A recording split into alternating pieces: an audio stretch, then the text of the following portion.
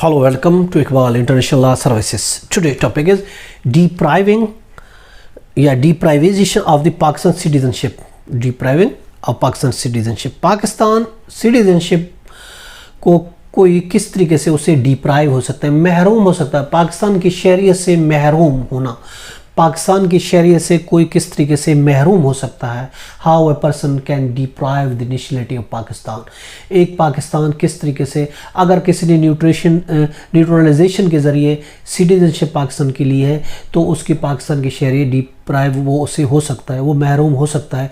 Neutralisation के ज़रिए अगर उसने पाकिस्तान की शहरियत ली है तो यूँ हम आपको बताते हैं कि वो कैंसिल हो सकती है। अंडर सेक्शन 16 है पाकिस्तान सिटीजनशिप एक्ट 1951 में ये वो ग्राउंड दिए गए हैं जिसके तहत अगर आपने न्यूट्रलाइजेशन के ज़रिए पाकिस्तान की सिटीजनशिप ली है तो आपकी सिटीजनशिप महरूम आप उसे हो सकते हैं। वो रीज़न्स क्या है?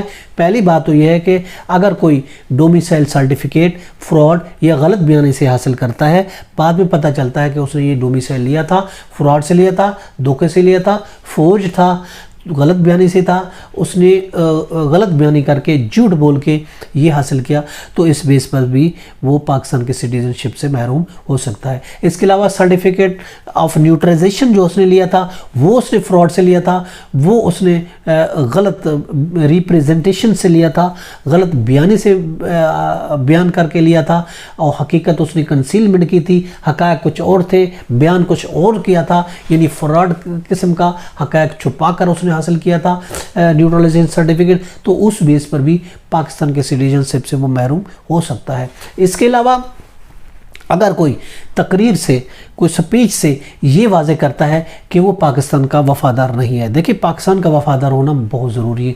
उसके लिए पहली शर्त तो यही है कि पाकिस्तान का मैं वफ़ादार रहूँगा। उसको ओथ उठाना पड़ता है, हल्फ देना पड़ता है। अगर वो कोई तकरीर करता है बाद में वो बेवफा हो जाता है, यूँ समझो पाकिस्तान का वफ़ादार नहीं रहता। अपने किसी इजहार से, अपने किसी तकरीर से ये शो करता है कि वो पाकिस्तान से मुखलिस नहीं है, पाकिस्तान का वफ़ादार नहीं है, तो इस ग्राउंड पर भी उसकी पाकिस्तान की सिटीजनशिप छीनी जा सकती है। और इसके अलावा कॉन्स्टिट्यूशन ऑफ पाकिस्तान, आईन पाकिस्तान से वो अगर डिसअफेक्शन करता है, उससे डिससेटिस्फाई होता है, उसको डिसअफेक्शन करता है, तो उस सूरत में भी वो पाकिस्तान की सिटीजनशिप से वो यानी कि अगर गद्दार हो जाता है, पाकिस्तान के आइन के ख़िलाफ़ हो जाता है, तो उस सूरत में भी वो सिटीजनशिप उसके छीन सकती है। इसके अलावा जंग के दिनों में दुश्मन मुल्क के साथ गैर कानूनी तौर पर अगर कारोबार करता है जिसमें मना किया गया है, तो उस सूरत में भी उसकी वो सिटीजनशिप छीन सकती है। इसके अलावा ग्राउंड की और ये भी दिया गया है कि अगर वो मुतवातिर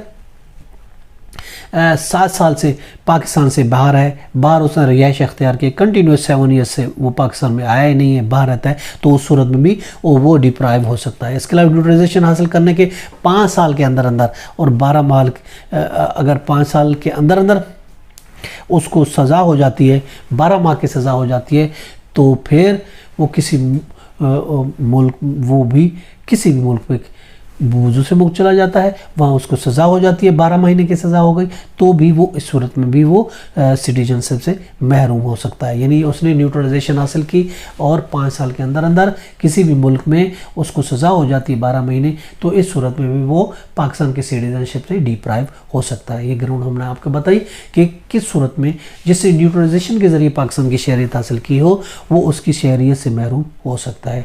ये तो आज का टॉपिक, इसके साथ इजाज़त दीजिए। Have a nice day. Allah हाफ़िज़।